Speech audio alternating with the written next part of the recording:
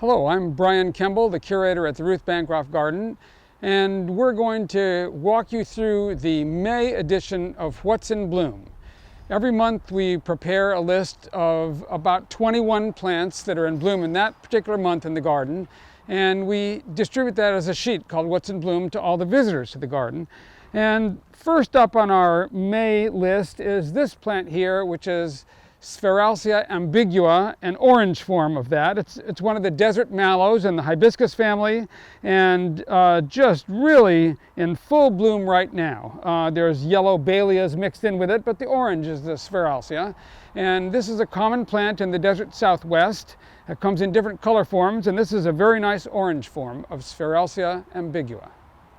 Number 2 on our May What's in Bloom is Penstemon spectabilis, and really it's looking pretty spectacular right now with these blue and purple flowers. A desert penstemon, there are quite a lot of those in Southern California and eastward into Arizona and New Mexico. And this particular one has done very well for us. It bloomed its head off last year, and we can't believe it came back and is doing it all over again this year. Penstemon spectabilis. So this plant with the orange flowers here is the sticky monkey flower, and its current name is Diplochus aurantiacus, but it was long known as Mimulus aurantiacus. It really is common in this part of California and southward along the coast ranges to the south of here, and comes in various shades, but often in a light orange color. And this is really its peak of bloom. It's hard to imagine it blooming more than this. The sticky monkey flower, Diplochus aurantiacus. Euphorbia is a very large genus with a wide distribution all around the world, but many of the succulent ones are found in Africa. However, America does have some too, and here's an example. This is Euphorbia antisyphilitica with cylindrical succulent stems and little pink and maroon flowers, and it comes from the desert southwest United States and also across the border in northern Mexico. Euphorbia antisyphilitica. The United States has lots of Yucca species from the east coast in the southeast United States all the way to the west coast. And this one here is Yucca harrimaniae. It comes from the Intermountain West in Utah and Colorado. And it's a very, very cold tolerant plant. Can take it to well below 0. But this is the first time we've ever had it flower here at the garden. It's been here for more than 40 years, and finally here's a flower. And so we're very proud of it. It's got a purplish blush on the outside of the petals and then white on the inside, as is usual for most yuccas. Yucca harrimaniae. Here we have a wonderful California native, the woolly blue curls, Trichostema lanatum. It's in the mint family, and it has wonderful fuzzy flowers with little stamens sticking out and arching, and very narrow leaves with an interesting crinkly texture. It's a difficult plant to transplant, but once it finds its place, it does grow beautifully for us. And here it is in full bloom, the woolly blue curls, Trichostema lanatum. California is quite famous for its Dudleyas. They are found all along the coast of California, northward into Oregon, but also southward into Baja California. And that's where this one comes from. This is Dudleya brittani. Comes from right near Tijuana in northern Baja California, just across the border from San Diego. And it forms a large chalky rosette of leaves and multiple flower stems coming out with yellow flowers just coming into flower now. That large chalky rosette is such a statement. We just get questions about this all the time from visitors to the garden. This is Dudleya brittani. This garden has lots of species of agave, but some of them are especially dramatic, and that's true of this one here. This is Agave gentryi from the Sierra Madre Oriental in northeastern Mexico. And it has an unusual habit for an agave. It sends a stalk up in the fall of one year and then stops, waits out the winter looking like a big asparagus sticking up, and then resumes its floral growth in the next year and makes branches and flowers. So it's now in the bud stage, just any day now will have its first flower open, but with this very dramatic stalk sticking up, and the stalk is covered with large fleshy bracts that protected the tip during the wintertime while it was in its resting phase. Agave gentryi.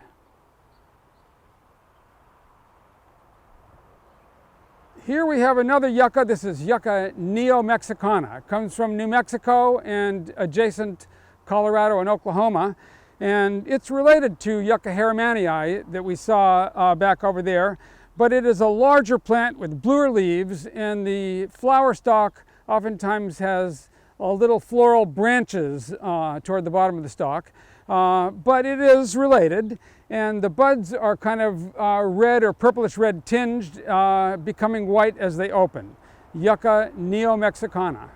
Well, not on what's in bloom because the flowers don't really last all that long, but this is the beautiful Phymaspermum gracilis from Baja California. It's not a typical representative of that species. The red flowers are typical, but the spines are usually redder in gracilis than this. But really just beginning to flower right now, and a beautiful spiny plant with beautiful red flowers, Phymaspermum gracilis. So here we have one of our native California prickly pears, the Beavertail Cactus, Opuntia basilaris. It looks like it's spineless, but it really does have little tiny glaucids or miniature spines that dislodge in your fingers rather easily. So best to admire it from a distance rather than fondling it. But it's got these beautiful grayish, blue-gray pads with these incredible magenta flowers coming out. Opuntia basilaris. Here we have Agave chocolate edge. It's called that because of the little rim of brown teeth along the edge of the leaf. And its parentage is not known for sure. It's supposed to have Agave mitis as one parent, but we don't know what the other parent is.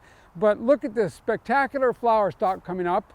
The flowers themselves are kind of a pale yellow with a purple wash on them, and a little bit of yellow from the pollen at the tips of the stamens.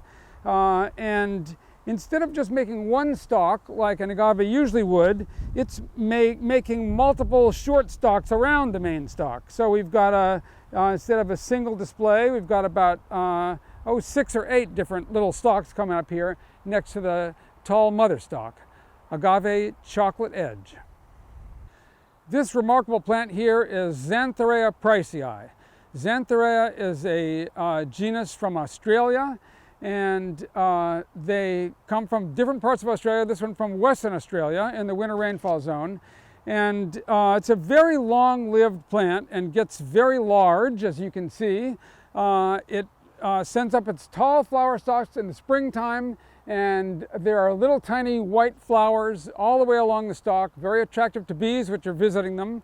And this one here is a plant that Ruth planted way back at the beginning of the garden in 1972.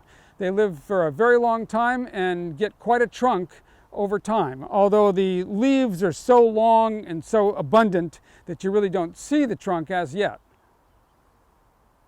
Here we have an aloe hybrid. Ruth got this many years ago as Aloe Gibson hybrid, and we didn't know what its parentage was, but studying the flowers and the form of the plant, I'm pretty sure that it's a cross between aloe vera and aloe camperi.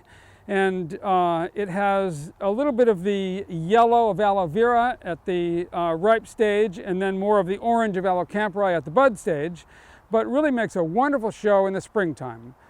Aloe Gibson hybrid. There are many plants in the Protea family, both in South Africa and in Australia. And from South Africa, we have the genus Leucospermum. And these are called pin cushions because they have long styles that protrude, looking like pins sticking out of a pin cushion. And this particular one is a hybrid called Brandi Dela Cruz. Just spectacular with those flower heads. Each one of these heads is not one flower, but actually a whole bunch of flowers in a group that tops the stem. And here they are, all flowering away. Leucospermum Brandi Dela Cruz. We have some very uncommon aloes here at the Ruth Bancroft Garden, and this is one of them. This is Aloe scholari, a species from Eritrea, Eritrea being north of Ethiopia in the northeastern part of Africa. And this is a high altitude aloe that makes a very large head of leaves, you can see. Usually single-headed, but sometimes will have an offset or two and make a clump. The flowers are a very pale orange color and just beginning, not quite open yet, but I'm sure it will be open within the next couple of days, with very stout, thick leaves with an orange margin and little tiny teeth along the edge. Aloe scholari. We took a look at Euphorbia antisyphilitica from the US and Mexico, but many of the large succulent euphorbias come from Africa, and that's true of this one. This is Euphorbia tetragona.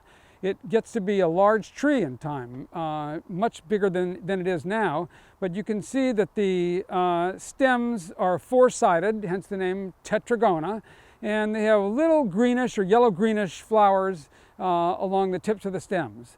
The euphorbia has an unusual flower structure called a cyathium, which is like a little cup with glands around the outside and teeny tiny flowers in the middle. And all together the flowers are visible, but individually they're very small. Euphorbia tetragona. Spring is a wonderful time of the year for yuccas at the Ruth Bancroft Garden, and we don't have room to put all of them on What's in Bloom, but I thought I'd give a special shout out to this particular one. This is Yucca carnerosana from northeast Mexico and west Texas, with its spectacular fountain of white flowers emerging from the top of the plant.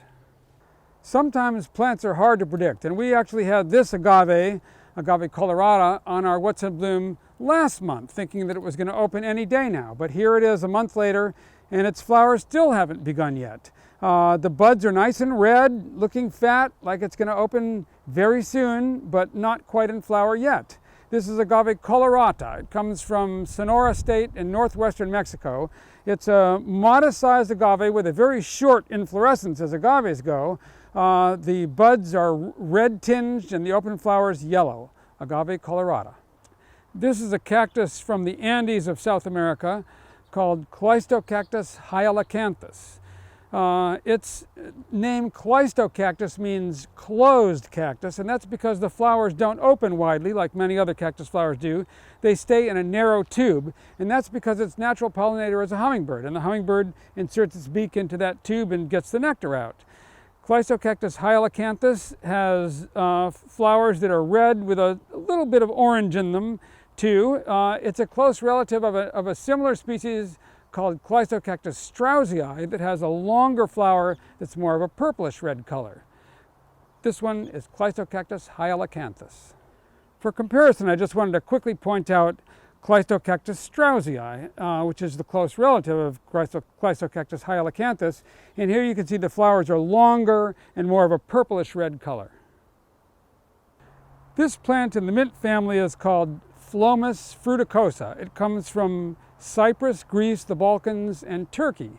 And what we really like about it is the bright yellow flowers and the way that they come in little whorls. So there's a group of flowers and then stem, and then another group of flowers rising one above the other when it comes into bloom. The flowers are spade-shaped and have a wonderful texture to them, slightly hairy.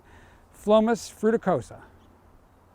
This is the fan aloe, Aloe plicatilis. It comes from the mountains northeast of Cape Town in the winter rainfall area and gets a very high rainfall in its native habitat, sometimes as much as 75 inches of rain.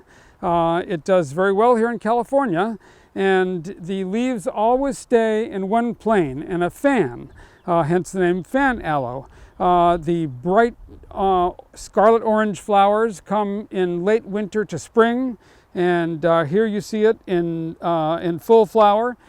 This plant I actually planted from a seed in 1981, so we can tell you exactly how old this one is.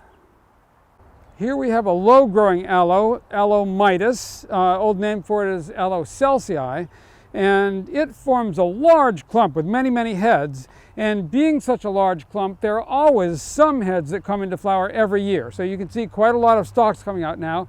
Not quite in flower yet, but when the flowers open, they have a purple face. And what we like about it is the flower stalks are short enough that you can really see the flowers up close on this one. Agave mitis comes from northeastern Mexico, and actually quite a few states of northeastern Mexico, and it has green forms like this one here, as well as pale leaf forms, which they call mitis variety albidior. This is a plant in the daisy family from South Africa, Phymaspermum acerosum. The old name for it was Athanasia acerosa, and still oftentimes called by that name in nurseries. But in any case, from the eastern part of South Africa. And it has these flat heads of flowers, little teeny tiny flowers. And when they first come out at the bud stage, they're chartreuse. And as they open, they turn yellow. And so it's very nice at every stage. Phymaspermum acerosum. That brings us to the close of this month's What's in Bloom at the Ruth Bancroft Garden.